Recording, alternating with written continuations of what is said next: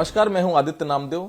छत्तीसगढ़ की राजधानी रायपुर सबसे महत्वपूर्ण जगह। क्यों महत्वपूर्ण? 15 साल से भारतीय जनता पार्टी का मेयर यहां पर नहीं बैठा है। क्यों नहीं बैठा है? अलग अलग कारण थे उसके, चाहे कांग्रेस की सरकार रहे चाहे बीजेपी की सरकार रहे। महापौर क्यों नहीं बना पाई बीजेपी? बड़ा सवाल है।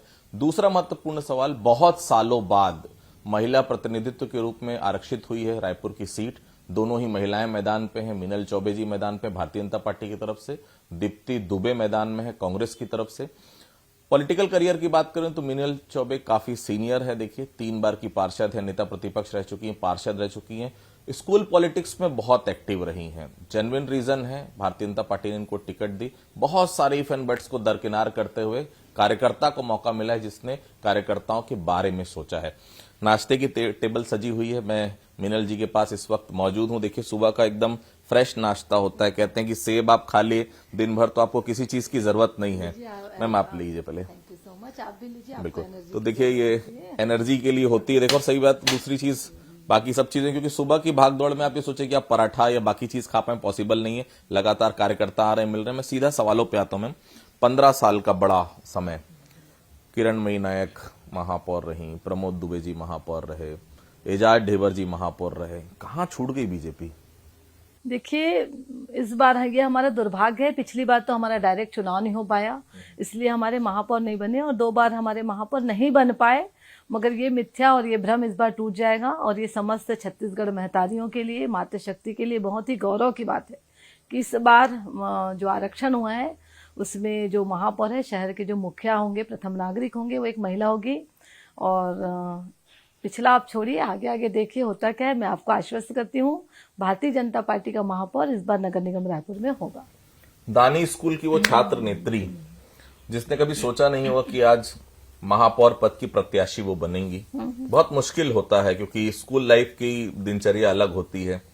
थोड़ा सा संकुचित रहते हैं, क्योंकि उस स्कूल में हमको, या डिबेट में भी काफी जगह आप एक्टिव रही, मैंने सुना छात्र पॉलिटिक्स में भी आप एक्टिव रही। लेकिन शादी के बाद अचानक शादी होना, बच्चे होना और फिर पॉलिटिक्स में आना, सब कुछ नया नया सा लगा उस समय? नहीं, ये आदित्य एकदम डिफरेंट चीज है। स्कूल लाइफ में हम बिल्कुल मस्त रहते हैं, हमारे पर कोई रिस्पॉन्सिबिलिटी नहीं रहती है। हमको बस पढ़ाई करना रहता है, और पढ़ाई के साथ एक पार्ट रहता है कि हम पॉलिटिक्स रहते हैं। और आप सही बोल रहे हैं, मैं स्कूल लाइफ से एक्टिव पॉलिटिक्स में रही हूँ। मैं 2 बार अपने स्कूल, दानी स्कूल की अध्यक्षा रही हूँ, और जो विभिन्न पद है, वाइस प्रेसिडेंट रही हूँ, सेक्रेटरी रही हूँ। और थोड़ा मेरे पे इसीलिए पॉलिटिक्स का कीड़ा है। मैं साइंस कॉलेज में पढ़ी हूँ, वहाँ भी मैं महिला प्रतिनिधित्व करी हूँ। उसके बाद मैं फिर जब भारतीय जनता पार्टी के एक्टिव पॉलिटिक्स में आई हूँ, तो थोड़ा तो अंतर होता है। टचवुड कि मेरे बच्चे थोड़े बड़े हो गए थे जब मैं पहली बार पार्षद चुन के आई थी, तो पर घर और बाहर में थोड़ा बैलेंस तो लेके चलना पड़ता है। और अगर मातृशक्ति या महिला एक बार किसी चीज को ठान लेगी कि नहीं मुझे ये करना है, तो फिर वो उसमें सामंजस्य बना लेती है।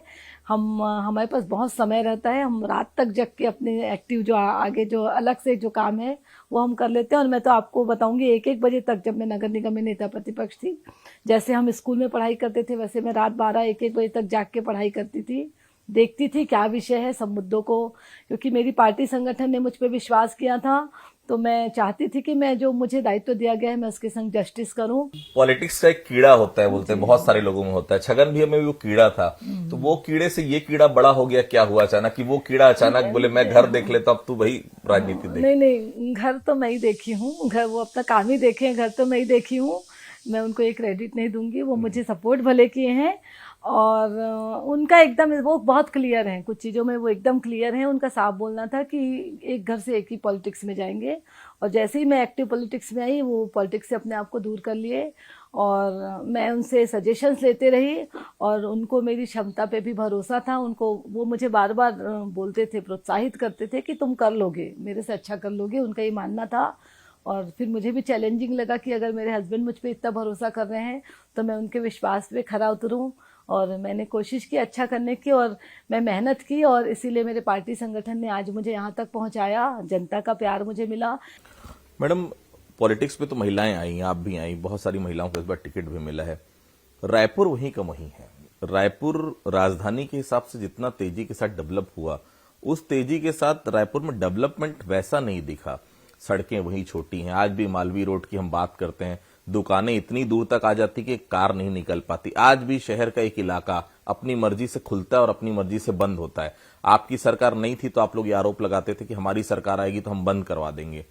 2 दिन हुआ, उसके बाद फिर जस का तस। क्या माने इसको? सेटिंग हर तरफ है। देखिए आप जो बोल रहे हैं वो एकदम सही बोल रहे हैं, और उसका एकमात्र कारण है 15 साल नगर निगम में जो कांग्रेस की सरकार रही है उसने हमारे पूरे शहर को बर्बाद कर दिया है। आप अगर जयस्तंभ चौक से मेरे घर तक आएंगे तो जहां आपको 20 मिनट लगनी चाहिए वहां आपको 1 घंटे लगेगा। स्मूथ ट्रैफिक व्यवस्था नहीं है। जो शहर की जनता को जो सुविधा मिलना चाहिए, जो नगर निगम का मूलभूत कार्य है, हम स्वच्छ पेयजल उपलब्ध नहीं करा पाए, जनता को जल भराव की समस्या से निजात नहीं दिला पाए, सफाई व्यवस्था प्रॉपर नहीं दे पाए, उसका एकमात्र कारण है कांग्रेस का भ्रष्टाचार। जो केंद्र की सरकार है, राज्य की सरकार है, भरपूर पैसा देती है, मगर वो सारे पैसे का सही उपयोग नहीं हो पाया है। मैं लगातार 15 साल से नगर निगम में काम कर रही हूँ, मुझे इन सब चीजों का अच्छा खासा अनुभव है। इतना पैसा, इतनी सुविधा होने के बाद भी हम कहाँ कमी रह जाती है हमारी, तो वो कमी दिखती है तो सिर्फ हमारे नेतृत्वकर्ताओं में दिखी है। जो कांग्रेस की जो सरकार 3 बार से जो शहर में बैठी है, शहर की सरकार बनाई है, उसका ये हमको परिणाम हमारी शहर की जनता को भुगतना पड़ रहा है।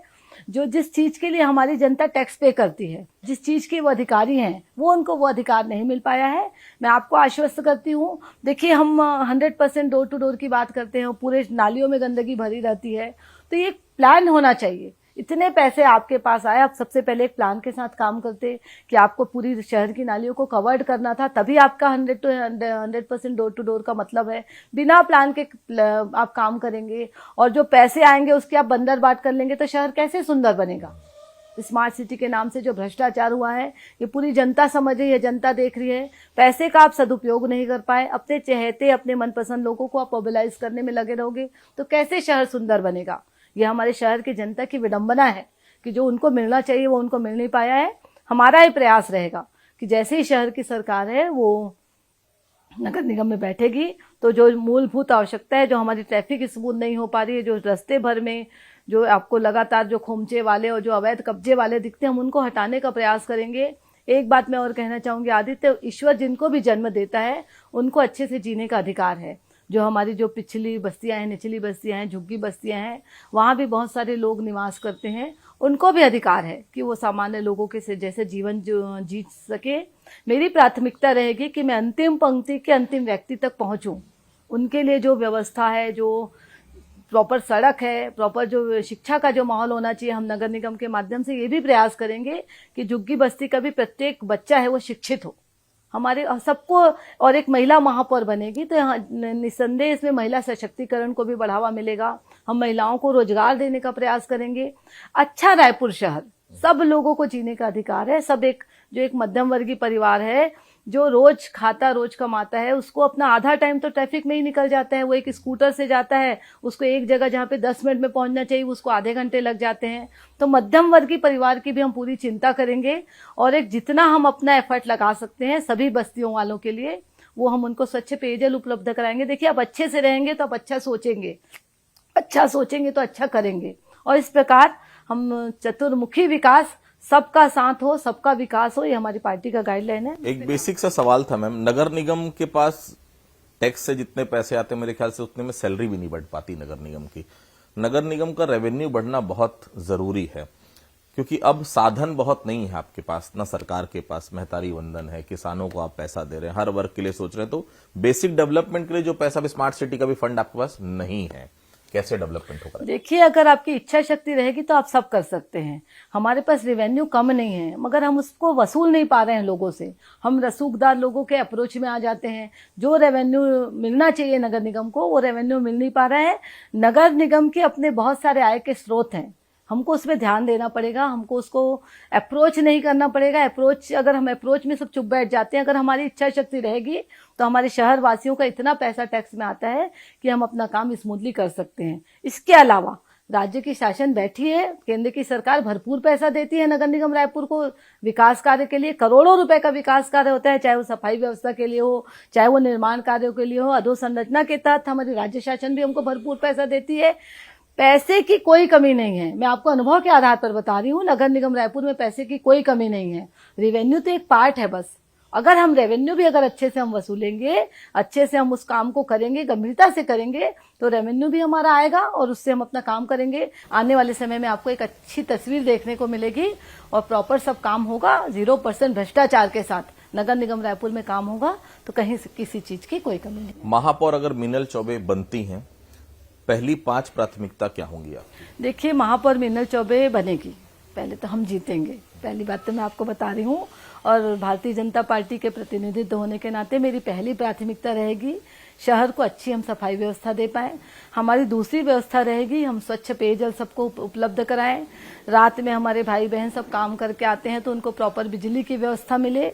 जो रोड में जो गड्ढे रहते हैं, जहां पे जल भराव की समस्या आती है, हम उन समस्याओं से निजात पाने का प्रयास करेंगे। ये 4 बातें हैं जो नगर निगम का मूल काम है।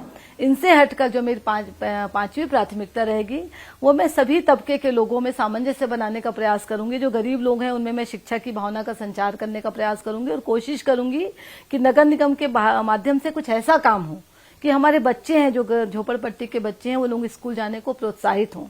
उनके पेरेंट्स भी। मैं आपको एग्जांपल बताती हूँ, हमारे यहाँ चंगोरा भाटा में स्कूल है, मैं उनके टीचर्स को बोलती हूँ कि आप झुग्गी बस्तियों के बच्चों को शाला प्रवेश करवाइए, उनके पेरेंट्स मना कर देते हैं।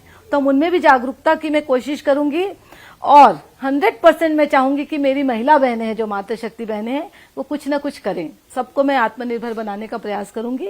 ये सारी मेरी प्राथमिकता। चलिए, बहुत बहुत शुभकामनाएं आपको। ये थी हमारे साथ मीनल चौबे जी। देखिए, महतारी पे इस बार विश्वास जताया गया है रायपुर में, और आपका भी दायित्व बनता है अधिक से अधिक संख्या में घरों से निकलें, 11 फरवरी को वोट देने जाएं और निश्चित तौर पर एक बेहतर नगर सरकार रायपुर में देखने को मिले। हम सब इसकी उम्मीद करते हैं। कैमरा पर्सन राहुल के साथ रायपुर से आदित्य नाम।